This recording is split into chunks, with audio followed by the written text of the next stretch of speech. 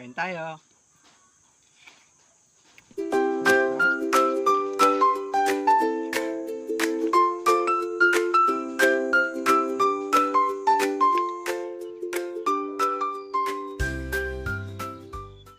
What's up mga kamanalon? For today's video ay gagawa naman tayo ng mango graham. Saktong-sakto sa init ng panahon to. Bigla lang namin naisipan ng misis ko gumawa ng mango graham dahil may mga pahinog kaming mangga. Sa Shopee nga pala kami bumili ni misis ng mga gagamitin naming ingredients para mas mura. Naghintay nga lang kami ng 2 araw at ayan dumating na. Perfect timing nga naman itong paghinog ng mangga. Saktong-sakto sa pagdating na itong mga ingredients. Itong mga ingredients na ginamit namin ay inabot din na 500 mahigit. Partida, online pa namin binili to. Paano na lang kaya sa palengke? Di mo aksidenteng napanood tong video na to, baka ito na yung sign para gumawa ka na rin. Sayang naman yung mga pahinog mo dyan.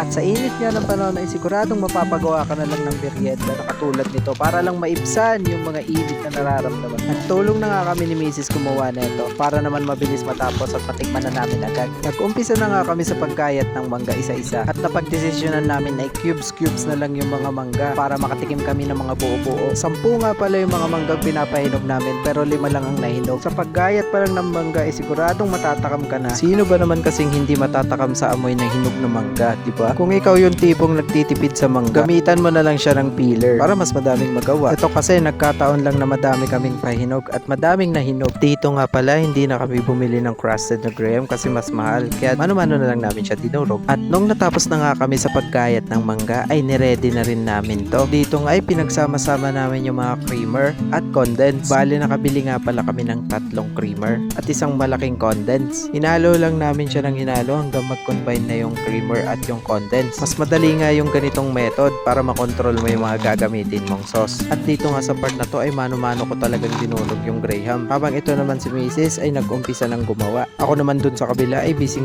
nagdudurog pa rin. Umabot nga pala kami ng 4 na layer dyan. Kaso kinat ko na yung video kasi sobrang haba. Sa ganitong ang paraan ay nakontrol namin yung mga gatas na ginamit namin. Kada layer ay equal yung mga sauce nila. Kung napanood mo itong video na to, paki-comment naman kung taga saan ka para alam namin kung saan nakaabot tong video na to. Baka may mga suggestion kayo or mga luto na pwede namin gawin sa next vlog namin. At syempre, huwag nyo na rin kalimutan mag-follow sa Facebook page namin. Ito lang yung isang Facebook page ko, Kamannalon at Kamannalon 2. At dito nga sa pinakataas ay binuhusan na namin ng condense para mas sumarap. Advice ko lang kapag gumawa kayo ng graham, mas damihan nyo yung sauce para mas masarap. Legit promise. Atong natapos na nga, ayan, ready na. Maghihintay na lang tayong dumamig. Kaysa lumulunok ka dyan, kumuha ka na para sabay-sabay tayo makatikim neto. Bago nga pala matapos tong video na to, gusto ko nga pala i-shoutout yung mga tita ko dyan. Watet Yadaw, Liberty Yadaw, at si Kitty Joy Yadaw. Mga ante, salamat po sa panonood. Dahil sa inyong mga comment, mas lalo akong ginaganaan gumawa ng vlog. At ito na nga, lafang series na naman tayo mga kamannalon. Ito ang part na to yung pinaka gusto ko kasi kung mapapansin nyo, napakadaming gatas pa sa ilalim, umaapaw pa yan. Kaya mas lalong sasarap kung mas madaming gatas. Hindi naman siya nakakaumay kasi kontrolado namin yung tamis. Kaya perfect na perfect yung lasa na ito. Kaya ano pa hinihintay nyo?